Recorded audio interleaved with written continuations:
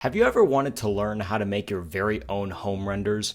Photorealistic renderings are a very powerful tool to accurately display what a home might look like to either you or a potential client. Despite the high cost of all the hardware and software required to accomplish this, a tool like this can be used to effectively sell plans or an entire house. In this video, I'll show you guys step by step how I like to create my photorealistic renderings and how you can too. To draw your home, I recommend Chief Architect's Design Suite as it includes a plethora of helpful tools to easily and effectively draw the floor plan you like. It is pricey, but there are several tiers of software depending on your needs. It even has its own built-in 3D tools. If you want to dive in a little further, and you have a Windows PC with an NVIDIA RTX graphics card, Chief Architect even includes its own GPU ray tracing mode for built-in photorealistic renders via physically based camera views. Therefore, I recommend an RTX-capable computer in order to accomplish this. I chose the MSI Katana 15.6-inch laptop for this application, as it's one of the most affordable RTX computers at the moment at $1,500. This one is equipped with the RTX 4060 graphics card, which is their latest card at the lowest price point. Plus, you get 32 gigs of RAM and a terabyte of solid-state storage. If you do not have an RTX computer, or perhaps a Mac, V-Ray for SketchUp combined with SketchUp Pro, which I will discuss later, has advanced CPU rendering that yields the same results as its GPU counterpart.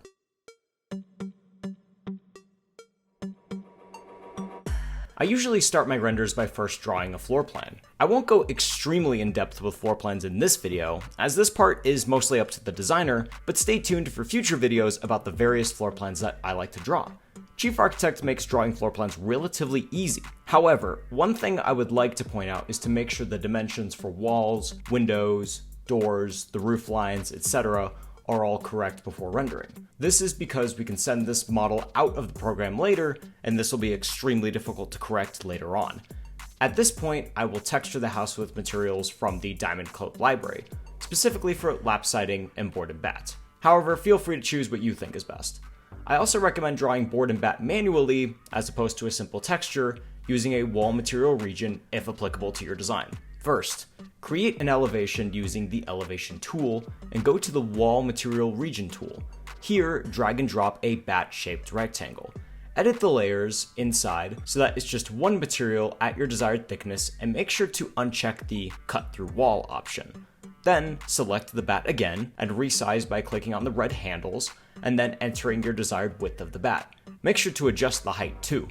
Click on the spacing tool in the bottom left of the screen. Set it to something like 16 inches or 18 inches, whatever your home design has it specified to. Now you can drag your bats across the wall. This does take a lot of time, so I recommend doing this as your very last step. Once you've drawn a bat, you can rotate and space these in plan view too for quicker performance. This tool can also be used to create a backer board for exterior light fixtures. For lap siding and stucco though, I recommend just using a texture. Next, you'll want to create a terrain perimeter around the house to simulate the terrain. Double click on this and set the height to 1 inch or 2 inches. Otherwise, the house will look like it's on stilts. If you plan to keep your model in Chief Architect, I recommend placing 3D plants around the model now. These 3D plants can be accessed from Chief Architect's downloadable libraries on their website. A downside of the 3D plant library is that there are not a lot to choose from, so you might struggle to find trees and plants applicable to your region. If you plan to export the model like I'll show you later in the video, then skip the 3D plants. Further, I recommend dragging the terrain to make it very large around the house so that you can't see the edges from the camera view. If you have version X15, you can even use the grass region tool to create realistic grass.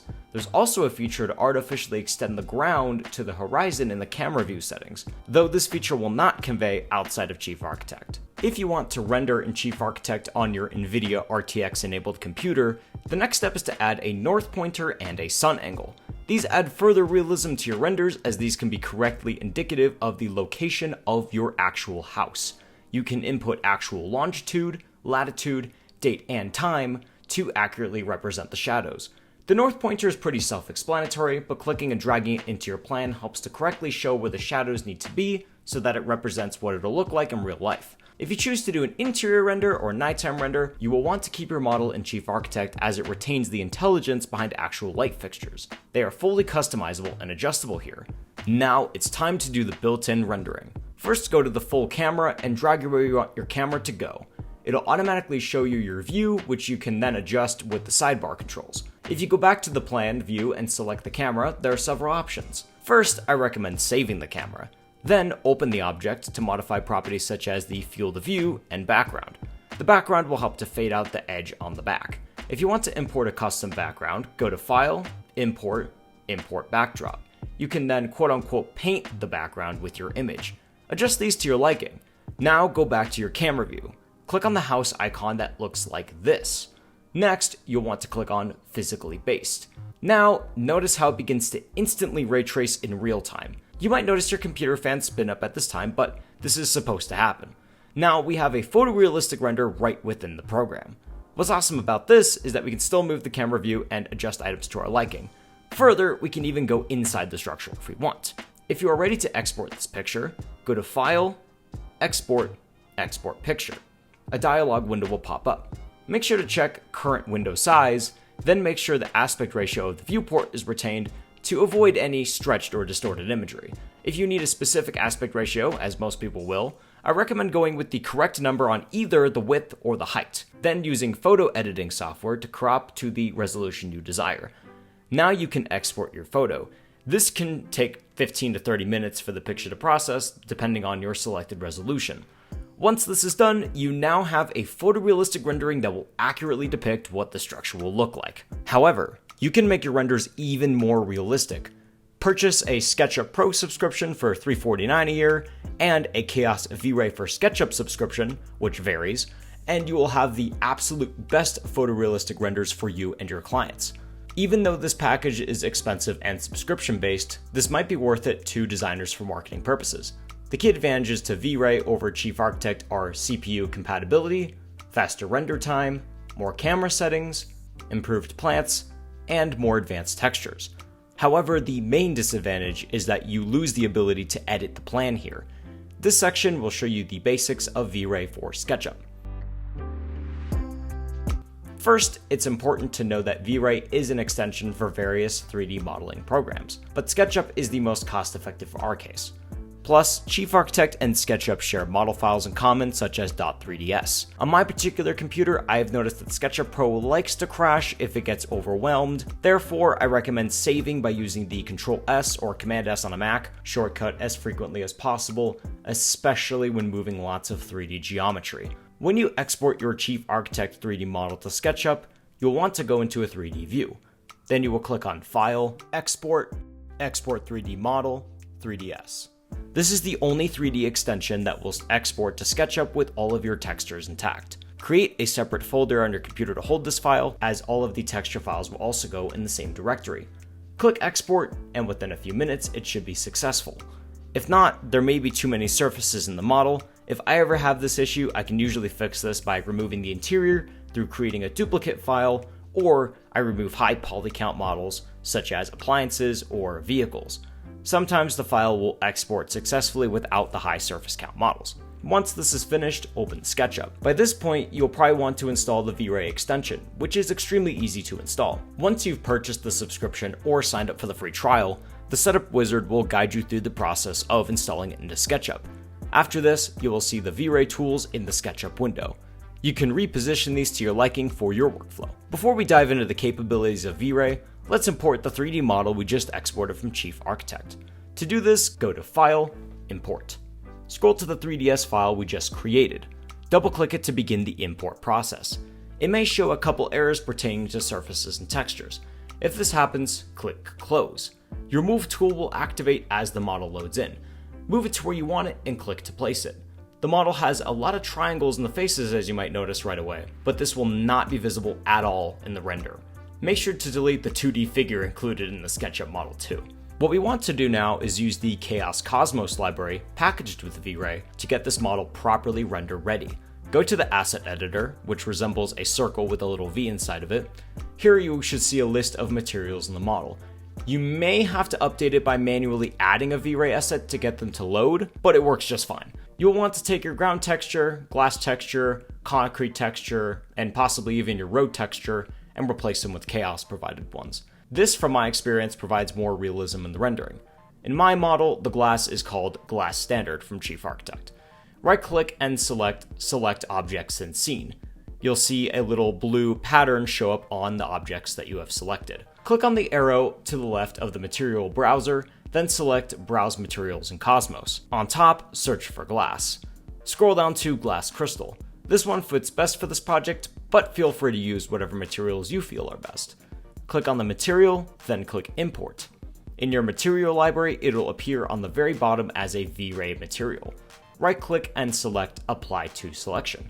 Keep in mind that when you select a V-Ray material, it will appear just as any other SketchUp material, so you can paint things individually too. Repeat these steps for the ground, concrete, and asphalt. If you can't find a material in the library, use the Paint tool and hold down the Alt key to eyedrop a material. It will then show up over in the Materials window in SketchUp. This is especially useful if you want to resize a V-Ray texture. Simply tab over to Edit, where you can customize the size of the texture. V-Ray has so many different camera settings available to us through the main asset editor that I won't be covering all of them in this video. However, it is important to know that these are accessed through the gear icon and the right side menu that can be toggled on and off. Some important settings include the render engine used, render output where you select the resolution and aspect ratio, and the save image path. To modify parameters related to the environment, go to the light bulb icon, select sunlight, and use the right pop-up menu to edit these. You may want to change the sky, clouds, and even how intense the sun is on the render. If you want to see changes in real time, click on the teapot with the little play button inside. This will allow you to do a real-time render. Keep in mind though that this will cause decreased performance on your computer as you set up the render. The next step is to adjust the shadows. I recommend doing this through SketchUp's own shadow window. Go to Window, Default Tray, and make sure Shadows is checked. On the right side of your screen, scroll down in the tray to Shadows. Here you can change the parameters to customize what time of day it is and what time of year your render takes place in. At this point, you will be ready to place your camera, followed by trees, plants, and possibly lights if you wish. Keep in mind once again that it is way easier to do night and interior renderings back in Chief Architect. This is because when we exported the model out of Chief Architect, it did not save the intelligence of our light fixtures. Once you position your camera, go to View, Animation, Add Scene. Don't forget that you can also adjust the field of view by going to Camera, Field of View, and that you can always update your scene. If applicable, you may want to place grass into your rendering. V-Ray has its own grass tools too. Select the object you want to have grass on it, then select the fur icon in the V-Ray Tools tab. Now go into the V-Ray Asset Editor and scroll down to the newly created fur. This will allow you to adjust the grass to how it is in the region the rendering is taking place in. Grass can vary in blade width, density, and length, so make sure to take some time to make this how you want it. From my experience, I got an error getting a successful render using the GPU render engine, but setting the render engine as CPU allows the render to go through successfully. Once again, having grass won't be applicable to all areas, but V-Ray definitely has better dirt textures if you are building your house on a more dirt environment. Now you will want to place trees and plants. To do this, go to Chaos Cosmos, which resembles a paint palette. You can either search for a specific plant, or go to vegetation to pick some stuff out. To pick something, click on the blue download button, then click on the green import button. It'll automatically be selected for you to place down. Press space or escape when done. You can also use the move tool to reposition plants and objects. They will appear as white blobs, but they will look amazing in your renders. Keep in mind that these increase render time, but they are well worth it. Lastly, you may want a background image. Simply drag and drop a picture that you want from the Finder or Windows Explorer into the SketchUp 3D viewfinder, and scale, rotate, and move this image until it fills the camera view. It is important that you have your camera view saved so that you can return to it once you're done positioning everything around. Now click on the teapot icon to render. Make sure that your render resolution and image directory are specified. Once completed, you'll see a little finished message in the bottom right hand corner of the render window. You may want to do a few renders and adjust many settings to assure you're getting the finished product you're looking for. The finished render should be present in the specified folder. If so, you're done. Now, you can create your very own home renders. These will be great to show to clients and potential home buyers. You can use these for more than homes though. V-Ray will render anything 3D that you may like. There are many more depths to the world of Chief Architect, V-Ray, and SketchUp, so stay tuned for more home-related videos in the near future. I hope you enjoyed and learned something new from this video. Thank you for watching, and I will see you in my next video. Happy rendering.